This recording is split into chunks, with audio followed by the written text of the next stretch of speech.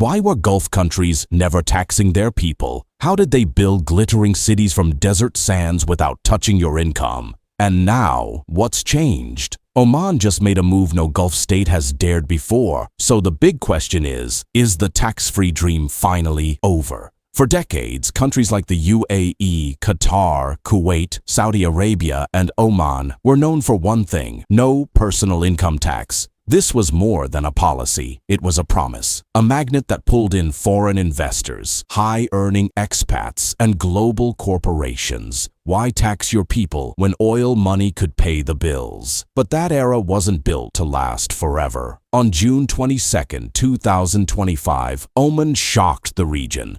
A new decree from Sultan Haitham, a 5% personal income tax on high earners, set to begin in 2028. It targets only the top 1%, those making over $109,000 a year. But the symbolic impact is far greater. This is the first time a Gulf state has admitted, publicly and legally, that oil alone can't fund the future. Oman is bleeding revenue. Like others in the region, it faces rising debt, inflation, and the harsh truth that oil won't last forever. So what changed? Oil prices are no longer reliable. Massive infrastructure dreams, like Saudi's Vision 2030 and the UAE's high-tech expansions, cost billions.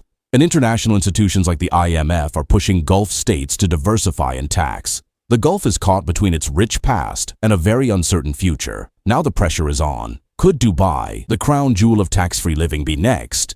Could Saudi Arabia follow Oman's lead? What about Qatar or Bahrain? Publicly, no government is admitting it, but analysts say it's only a matter of time. If one domino has fallen, the others may not stand much longer. Expats are nervous, businesses are watching, and locals are beginning to ask uncomfortable questions. Will the Gulf remain a land of freedom and wealth? Or is this just the beginning of bigger sacrifices? The Gulf sold the world a dream: no taxes, endless opportunity, and oil-backed security. But that dream is evolving and maybe even unraveling. Oman's tax may only target the rich for now, but what happens when others follow? What happens when no tax becomes just another marketing line instead of a national truth? One thing is clear: the tax-free Gulf is no longer guaranteed. This isn't just economic change, it's a regional identity crisis. And the question isn't if the rest of the Gulf will follow Oman, it's when. Subscribe to Insights Unblocked for bold, fearless stories that show you the world unfiltered.